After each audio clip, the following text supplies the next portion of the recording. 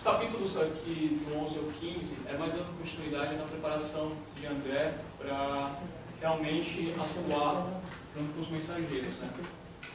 Vamos ao primeiro. Belarmino, doutrinador. Antes de falar desse capítulo, eu fui pesquisar sobre a palavra doutrinador. O que seria, né? Doutrinar seria algo como instruir. Instruir alguém, instruir sobre alguma coisa. Então, hoje, todos nós temos um pouquinho de doutrinador em cada um, né? Então, a partir do momento que a gente está aprendendo aqui, ou aprendendo alguma filosofia ou algo assim, se a gente está passando para frente, a gente está doutrinando. Nesse caso, o Belarmino, ele tinha a missão de doutrinador. Tanto que no livro fala, a missão do doutrinador é muitíssimo grave para qualquer homem. Não é sem razão que se atribui ao nosso Senhor Jesus o título de mestre. Ou seja, Jesus é o nosso grande e maior exemplo de doutrinador que passou, e os ensinamentos dele estão aqui há tantos anos depois. Porém, Belarmino, ele tinha a missão dele dentro de passar o conhecimento de Jesus. Ele era um ótimo doutrinador, ele passava muito bem na sua teoria. Porém, que nem o Oswaldo comentou, ele foi preparado antes, chegou aqui, ele teve um problema e não conseguiu... Desculpa, gente, perdão. E ele não conseguiu dar continuidade. Por quê? Porque nem quando a gente, às vezes, estuda, para apresentar aqui, chega aqui e o telefone toca. Então, tipo, ele estuda em casa, em frente ao espelho, sai de uma forma. Aí, quando chega na hora de praticar mesmo, tem os imprevistos, tem as dificuldades, tem as outras atrações, né, da carne, atrações que a gente não está preparado. Então, na teoria, a gente vivencia alguma coisa e na prática mesmo ele acabou se perdendo nessa missão. Tanto que fala, há de estranhar, certamente, tenha eu fracassado, sabendo tanto, minha tragédia angustiosa, porém é de todos os que conhecem o bem, esquecendo-lhe a prática. Então, tipo, ele teve toda a preparação antes de reencarnar, teve auxílio da sua mãe, teve auxílio de várias pessoas, mas quando chegou aqui, ele teve essas dificuldades e ele não conseguiu desenvolver da melhor forma. Só que, como o Oswaldo comentou também, não é o fim do mundo, beleza? Então vamos se preparar para que a próxima a gente faça o correto. Então é por isso que ele também está lá junto, estudando e trabalhando.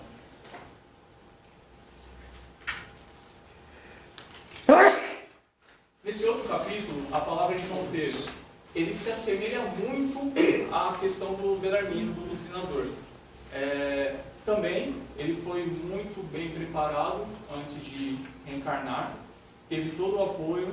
Na sua reencarnação, ele era uma ótima pessoa, ajudava, conhecia muito a teoria, ele era ativo no espiritismo, até comenta, né? Ao espiritismo prático, ou seja, ele ajudava muito, porém, ele não utilizava isso como exemplo. Ele sabia muito da teoria, ele aprendia, ele estudava sobre Cristo, sobre Espiritismo, sobre esferas, porém na hora da prática, do exemplo, que hoje é a essência, ele acabou se perdendo. Então ele se perdia muito com vícios carnais, com várias coisas que acabou se perdendo na missão real. Ou seja, ele teve um amparo antes e chegou aqui e não deu continuidade. Faltou, que nem o Oswaldo comentou, então, sobre a preparação. E quando a gente está aqui, às vezes a gente se perde da nossa missão. Então, faltou vigiar, faltou ter esse preparo, faltou o seu autoconhecimento. E ele, nos últimos momentos, ele teve um amparo eu esqueci o nome da senhora, que ela era como se fosse a ministra da comunicação, se eu não me engano. Entregou-se você ao espiritismo prático, junto dos homens, nossos irmãos, mas nunca se interessou pela verdadeira prática do espiritismo, junto de Jesus, nosso mestre. Eu acho que esse é um grande ensinamento até pra gente, né? Principalmente, sei lá, pra mim, né? Que a gente, beleza, sei os mensageiros de cabo a rabo. Aí a gente sai aqui, já sai xingando todo mundo, já sai praticando. Então não adianta vir numa casa espírita ou num catolicismo, onde for, estudar e não vivenciar, e não sentir, né? Não é porque a gente está estudando que a gente está internamente, se a gente não for o exemplo, se a gente não tiver as atitudes, não é essa a essência. Então acho que fica esse exemplo para a gente.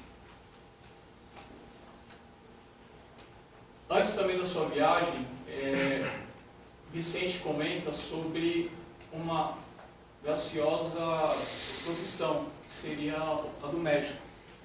Tudo era verdade, simples e bela. Ainda não pensava de fato em toda a grandeza do serviço divino de Jesus médico.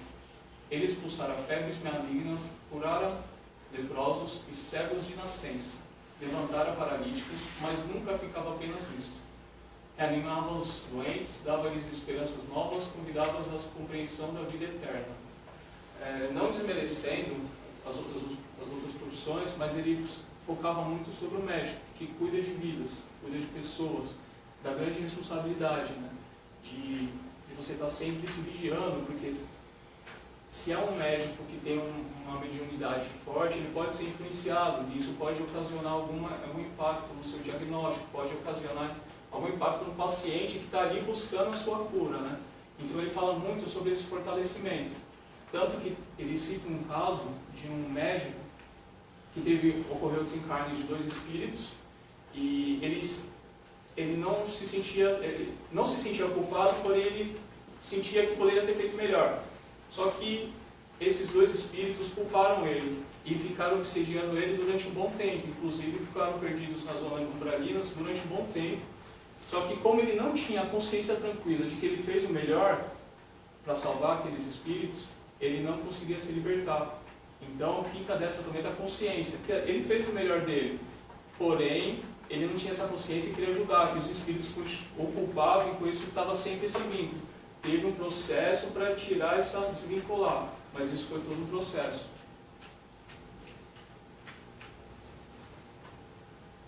Capítulo 14, preparativos.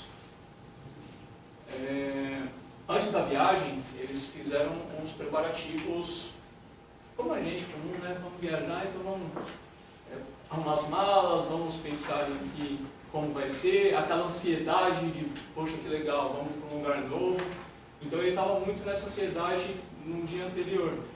Foi feito um preparo com ele sobre a densidade do corpo dele, né? Do perispírito dele, porque ele ainda estava se tratando, então era densa. E foi trabalhado principalmente a mediunidade da visão, porque como ele ia trabalhar a visão, ele tinha que diminuir um pouco a densidade. E um fator muito importante que eles comentaram foi sobre a oração. Não podemos abusar da oração aqui, segundo antigas viciações do sentimento terrestre. André Luiz, antes, numa noite anterior, fez uma oração tão forte de sentimento, que ele começou a chorar e ficou emocionado com a sua missão. E é até interessante que ele comenta, não podemos abusar da oração aqui. Eu entendia, como né, Tiago, de como eu estou usando a oração aqui no plano físico encarnado. Às vezes você senta, começa a rezar e acaba dormindo. Às vezes você faz, nossa, pensar nisso e acabou, né? Então, e não é de coração. E ficou um pouquinho de lição para mim também, né? Poxa, não está em condição? Não faz agora. Tá, espera. Tem um momento para si e faça oração que nem André Luiz fez. E essa oração aqui que ele está citando também, nós costumamos orar muito quando queremos alguma coisa. Sim. Comprar uma casa, um carro, conseguir alguma vantagem. Então, a oração que nós deturpamos o verdadeiro sentido da oração. Não é para ter bens materiais ou alguma facilidade terrestre. A oração é sempre no sentido do nosso fortalecimento. Ter forças para trabalhar, manter a esperança de conseguir o emprego, ter a harmonia na família. É nesse sentido. Nós sempre deturpamos. Fazemos oração para vantagens pessoais. Tanto que quando a gente está bem, teoricamente, às vezes até esquece de rezar, né? E enfim, começa a viagem, onde ele sai em grupo com os mensageiros e fala da diferença de camadas, né? De camadas de densidades. Ou seja, você está no nosso lar, numa camada, numa densidade sutil, onde você está mais leve, onde você vai para um plano onde a camada é um pouquinho mais densa. Então eles sentem essa diferença, esse tremor. E nesse caminho, eles vão passando por várias camadas. Então, do nosso lar para o plano terrestre, fala que é como se fosse uma estrada. Porém, nessa estrada você vai passando por várias cidadezinhas.